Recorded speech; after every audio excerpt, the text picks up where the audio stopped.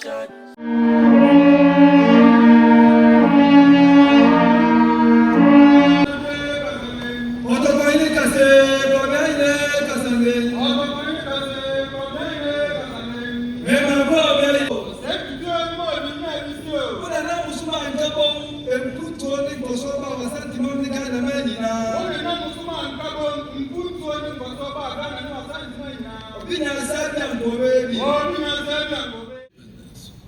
must ask ourselves whether we have made the best of our freedom in our lives. We must ask whether the promise of independence has been translated into prosperity in every home, opportunity for every child, and dignity for every citizen. We have had enough of talk. Ghana must now become a nation of builders. I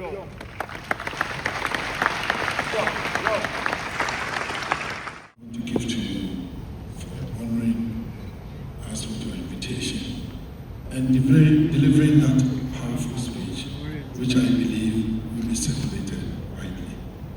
We give you this little caption.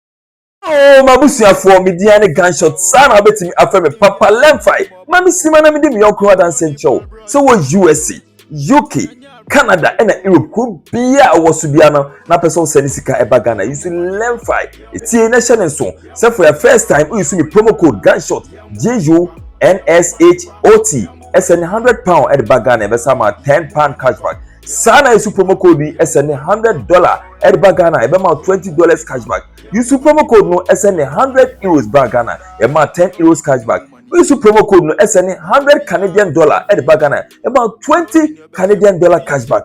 Pay the dia na pay. Let's fly. Every time no send ya na alande. Them narrate me, go right there now. At me, them are hyping. In every competition, me winning. Thank God for this. Bigger places, anywhere bigger.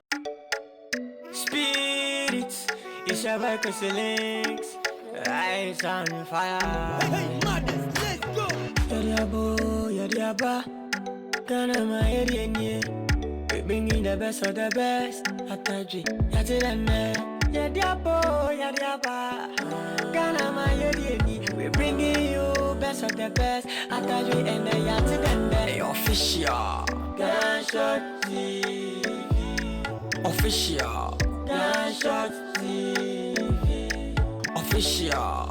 Gunshot TV. Official. Gunshot TV.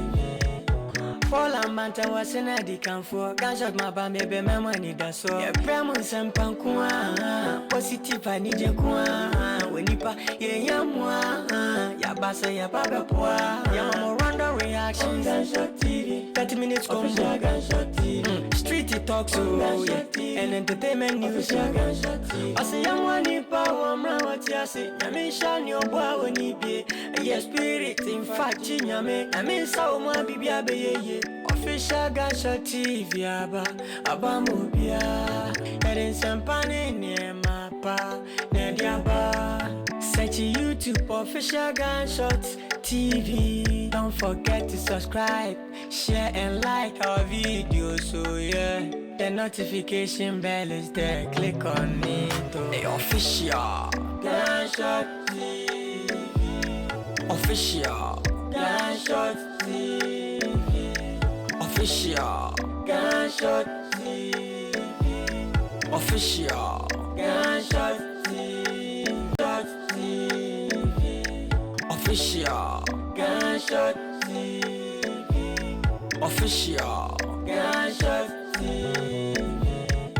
Fall and Manta was in a decam for Gunshot Maba, maybe my money that's so. Yeah, Pramus and Pankua. Positive, I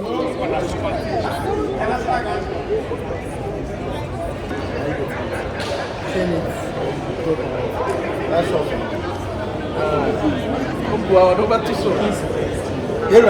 Guys, jangan panik ini.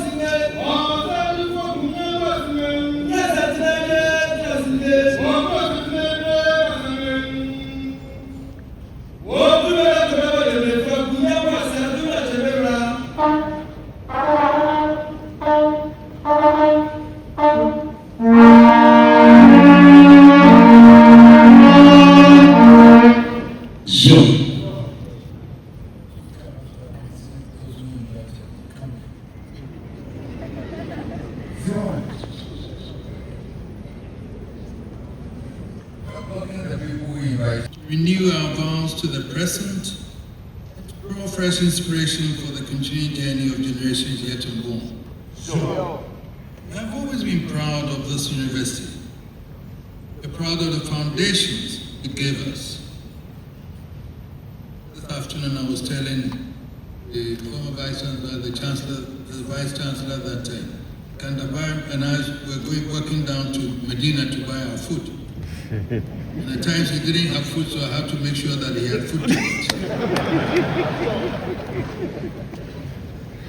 He gave us, proud of the contribution it has made, and proud of the men and women it continues to produce for the service of Ghana, Africa, and the world.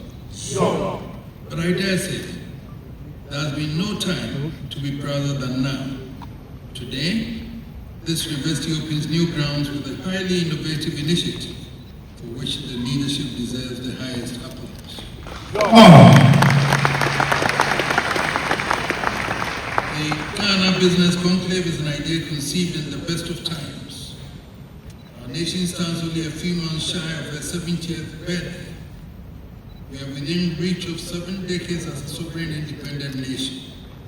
The right to govern ourselves, to manage our own affairs in our own way, can never be in dispute. Ghana has earned a place in the history of Africa and the world. We are entitled to be proud that we led the way in the struggle for the total liberation of the African continent. From Algeria to Angola, from Mozambique to Zimbabwe, from the struggle against colonial domination to the collapse of apartheid in South Africa, the hand of Ghana was ever present, ever fair, and ever critical. We have given the world Busumru Kofi Annan. We have given the world Dr. Robert Gardner, A.L. Edu Kenneth Dazi, and our proud daughter, Baroness Shirley Ayoko Boche, who was risen to serve as Secretary General of the Commonwealth of Nations.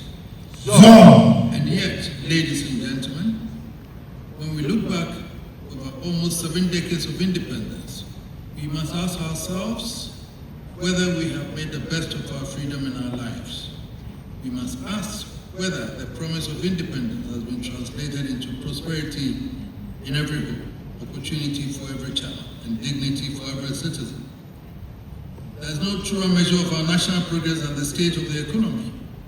It is the economy that determines whether we are able to provide food for the table, shelter for families, clothes for children, education for our people, healthcare for our communities, and safety for our homes.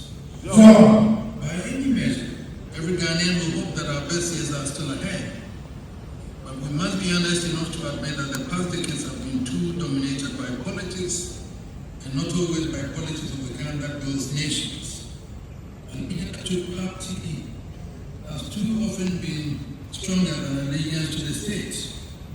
We have sung the praises of politicians and ignored those whose toil, innovation, and enterprise drive nations forward.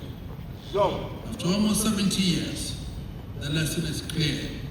We have had enough of talk. Ghana must now become a nation of builders. We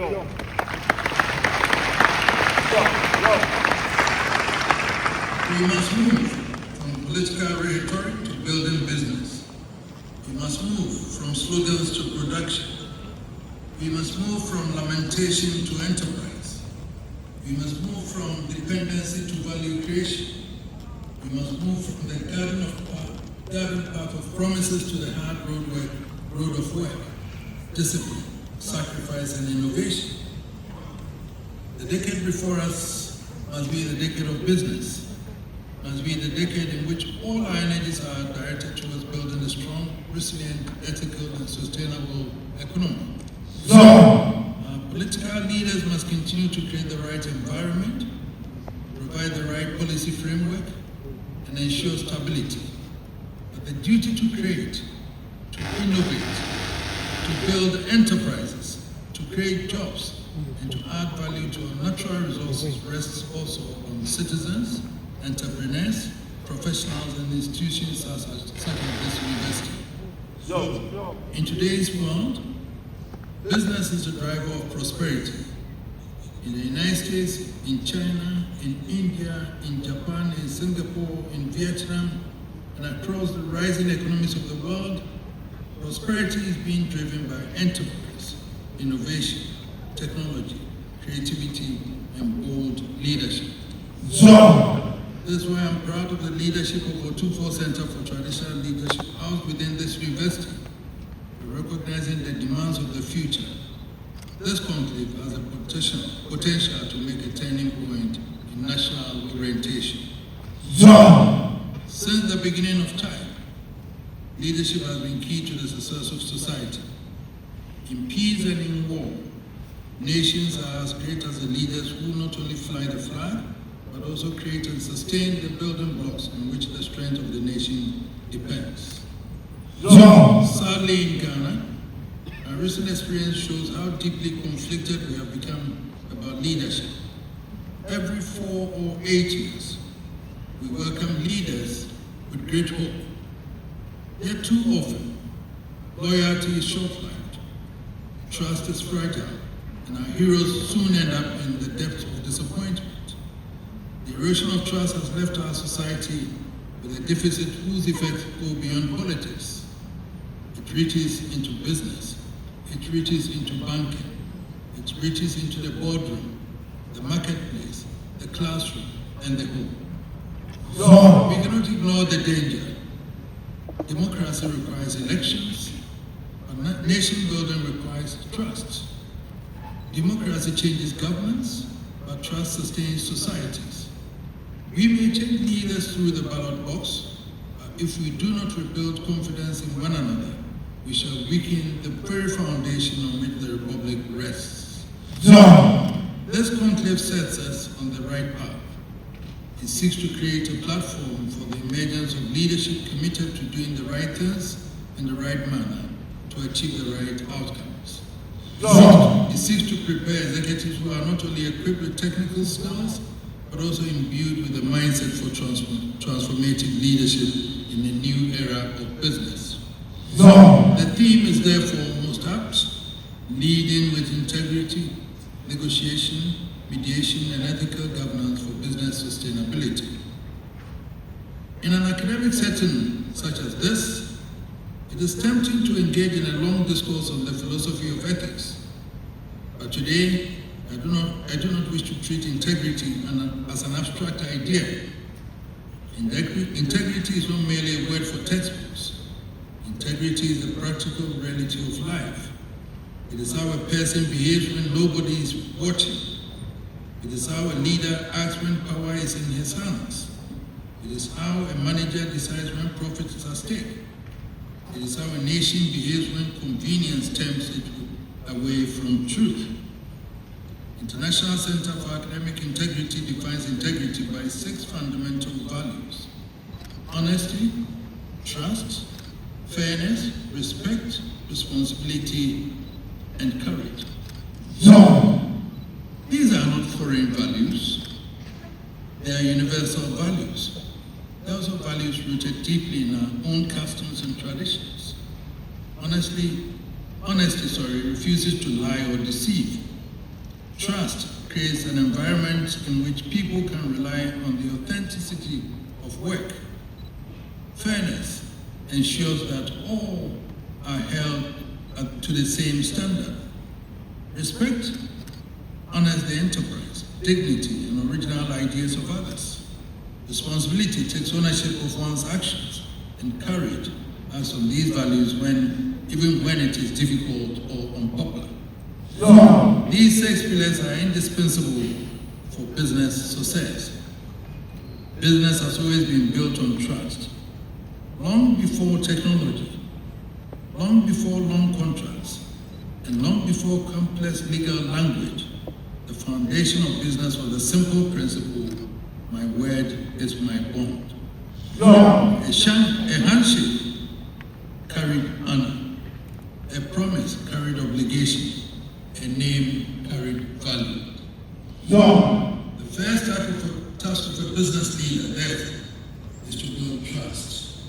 Trust in the boardroom, trust within management, trust on the shop floor, trust with financial partners, trust with the supply chain, and trust with customers.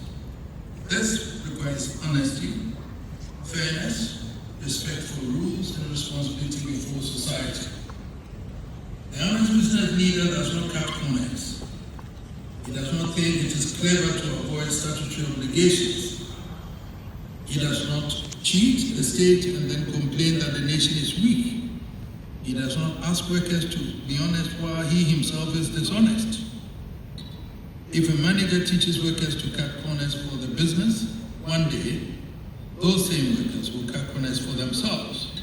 On the other hand, when a manager injects honesty into decision making, honesty flows through the entire organization. It reaches the shop floor, it reaches the customer, it reaches the supplier, it reaches the investor. It becomes the culture of the enterprise. Fairness is equally important. Workers who feel fairly treated respond with dedication. Partners who feel fairly treated respond with confidence. Customers who feel respected return with loyalty. But where there is mistrust, even the fairest decisions will be challenged. We see today too much tension in our boardrooms.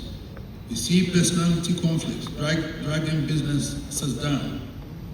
We see arrogance masquerading as leadership. But arrogance is not leadership. Arrogance is a hindrance to harmony. A person who has risen to the office of chief executive must not assume that wisdom begins and ends with him. If he cannot relate respectfully to his colleagues, his board, his staff, and his customers, then he does not have the skill set needed to operate a sustainable business. Along with honesty and fairness, humility is a virtue. I recommend to every executive, no matter how highly placed you may be, you must acknowledge that you are only one person in a long chain of actors whose combined efforts produce success. This applies to the public sector as much as it does to the private sector. Some may find it concerning that Ghana's economy remains dominated by the state sector, while the domestic private sector is not moving at the desired pace. Stimulating the private sector must remain a national priority, but private sector leadership must also embrace the values we profess. Our own traditions provide us with rich reference points. It is regrettable that because our society came late to the written word, much of the wisdom of our ancestors was not recorded on. on paper. But the customs and traditions they handed down are as rich in moral content as any found in the world. It is that tradition that has enabled Asantewaan to play the role of mediator, arbiter, and peace builder. It is the value system of our fathers that has sustained the unity and self-respect of Asantewaan and enabled us to serve Ghana, Africa, and humanity. Many know the king as the war leader, the commander-in-chief in battle, and the dispenser of justice. But the king is also mediator and peacemaker. The golden stool commands integrity from its occupant. It ensures the kingship is founded on moral values that cannot be violated. Before the king in state, there is no Ohineba and no Ahimpa. There is no Asantini or Obo. All are treated equally.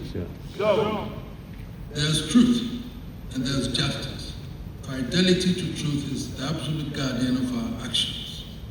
Drawing strength from the moral and spiritual values of kingship, we were able, upon our ascension to the golden stool, to resolve disputes that threatened the unity of Asantewaan. In time, we extended that experience to the resolution of wider national conflicts. The lesson is simple. Every conflict has a solution. Every dispute, once started by men, can be resolved by men. If they apply reason, fairness, patience, perseverance, and respect for truth and honor. These same attributes are needed in business, from shop floor to boardroom, from shareholder disputes to labor relations, from contract negotiation to national development planning. Whether you are resolving conflict or inspiring harmony, integrity remains indispensable. This is why negotiation and mediation must not be viewed merely as technical skills. They are moral disciplines. A negotiator without integrity manipulates. A mediator without fairness destroys trust. A leader without ethics may achieve temporary success but will never build a lasting institution. The circumstances of today compel me to cast my mind back to the roots of this beloved university. Our country is only a few months short of 70 years. Many here may not have experienced life in the Gold Coast, but let us imagine the early 50s, a nation stirred by the spirit of self-government, people longing for dignity, and a young man from Amwafo in Amanse arriving in Accra as a reporter at the Daily Graphic. This young man was Nanoku Bampo. He looked at his country and saw not only problems but possibilities. He understood that if Ghana was moving towards independence, it would need trained professionals, especially professional accountants, to build the economy and support national governance. He did not sit waiting for government. He did not weigh over the difficulty. He asked himself what he would do for the nation. He had no bank balance, but he had vision. He had ingenuity. He had courage. He had the drive to scale heights in pursuit of his dreams. Let us visualize a young reporter walking the difficult path from idea to institution. What began as a dream in difficult circumstances has today become the University of Professional Studies.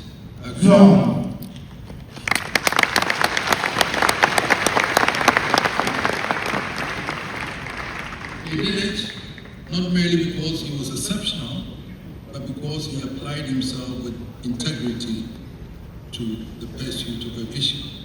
Today, UPSA stands as a prime symbol of Ghanaian entrepreneurship, professionalism, and scholarship. It is a flash of what Ghana can achieve when the creative enterprise of its people is harnessed for the common good. To the students gathered here, I say that you are not merely preparing for employment, you are preparing for responsibility. Some of you will become chief executives, lawyers, engineers, doctors, entrepreneurs, ministers, academics, chiefs, public servants, bankers, and civil society leaders. When that day comes, Ghana will not ask only what degree you obtained, but Ghana will ask what kind of person you became. Do not admire wealth wealth without asking how it was made. Do not admire power without asking how it was used. Do not admire success without asking who suffered for it. Do not measure greatness only by cars, houses, titles, and public applause. Measure greatness also by honesty, service, discipline, and the courage to do right when wrongdoing is profitable. Your generation must refuse to normalize corruption. You must refuse to celebrate environmental destruction. You must refuse to accept that politics must always divide us. You must refuse to believe that Africa's future must be built on borrowed values alone. You must be modern but rooted and ambitious, but ethical, confident, but humble, successful, and then responsible. After 70 years, Ghana must be done with talkers and open to builders. We must tell the world that Ghana is open for business. But we must also tell ourselves that business without integrity is danger. Leadership without humility is arrogance. And prosperity without ethics is fragile. Let this conflict mark a new beginning. Let us send for leaders who understand that negotiation is not manipulation. Mediation is not weakness. Governance is not bureaucracy. And business is not greed. Let it produce men and women who would build enterprises, resolve disputes, create jobs, honor contracts, respect workers, pay taxes, protect the environment, and serve the nation. If we do this, then the next decade will not be another decade of lamentation. It will be a decade of enterprise. It will be a decade of ethical leadership. It will be a decade of builders. Ladies and gentlemen, I congratulate the University of Professional Studies Accra, and I congratulate my Otumfuo Center for Traditional Leadership. Yeah. I'm going to come there later, so good. I congratulate all who have made this conclave possible, and I thank you, Joshua, for making Ghana Commercial Bank fund this for us. Thank you very much. May the wisdom of our ancestors guide us. May the courage of our youth inspire us. May the integrity of leadership sustain us, and may Ghana rise, not merely as a nation of promise, as a nation of achievement. Let us all step forward and build a great nation together again. Thank you.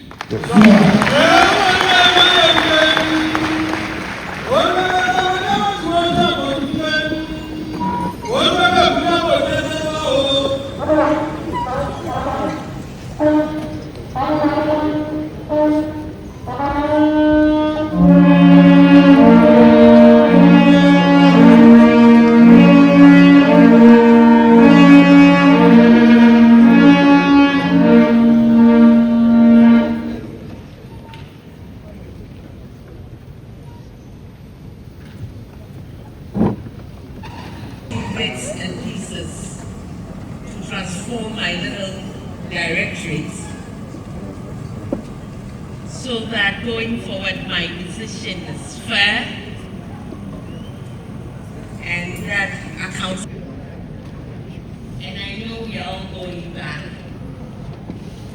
leading with integrity, and I believe that Ghana will be a better place if we all in a small way let integrity lead us. Thank you very much.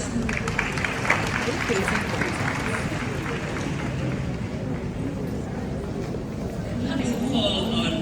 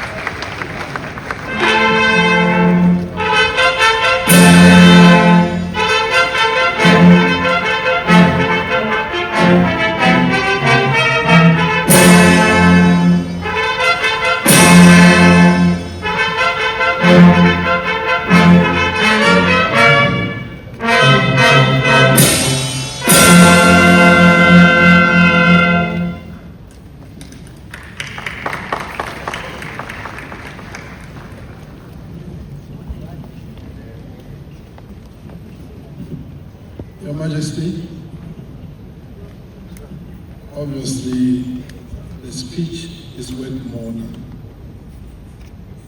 the speech. As you know, there isn't anything we can present to you. You have everything. Everything is at your feet. However, whether in the palace or in the museum, this is the little that the University of Professional Studies, your own alma mater, we want to give to you for honoring us with your invitation and delivering that powerful speech, which I believe will be circulated widely. We give you this little gift.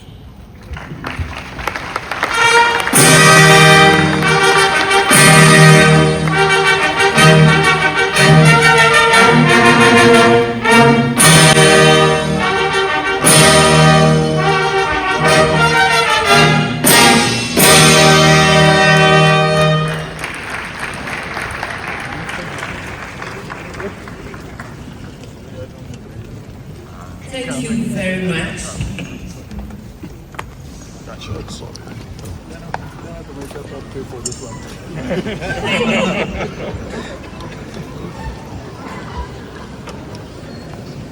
Resume your seats.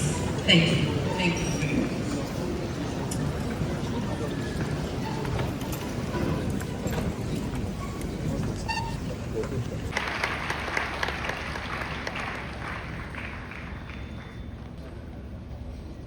Your Royal Majesty, Otumfuo II, Osei, my Chancellor,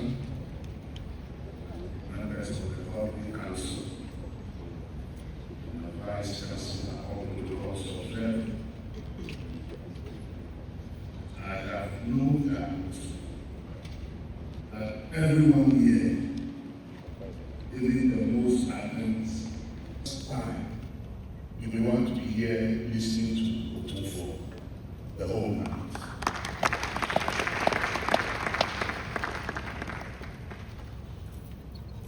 Distinguished business leaders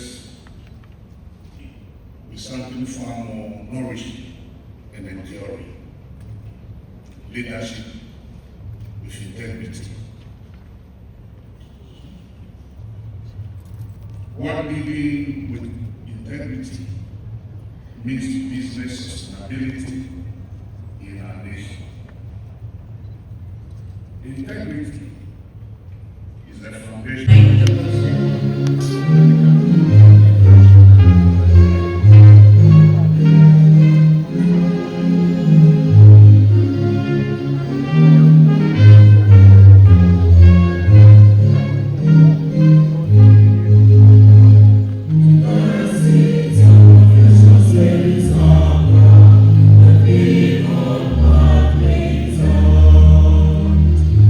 Dreams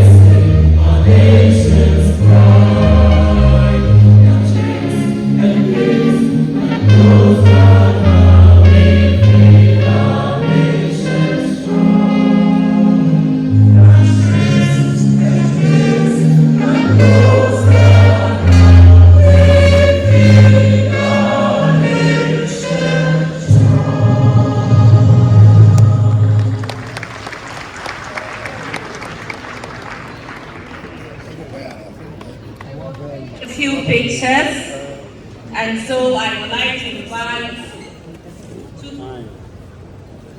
two pictures.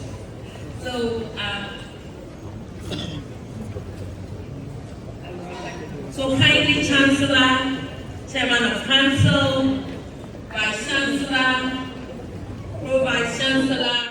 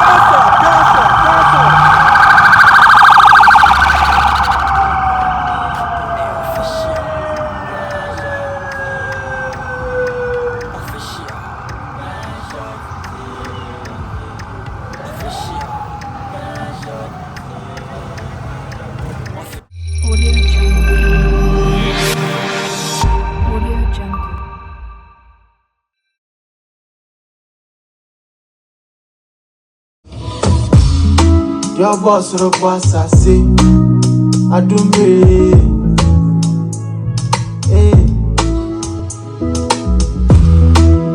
Danny, Danny, I do me.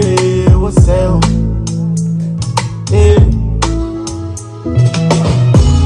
Semedio and more in an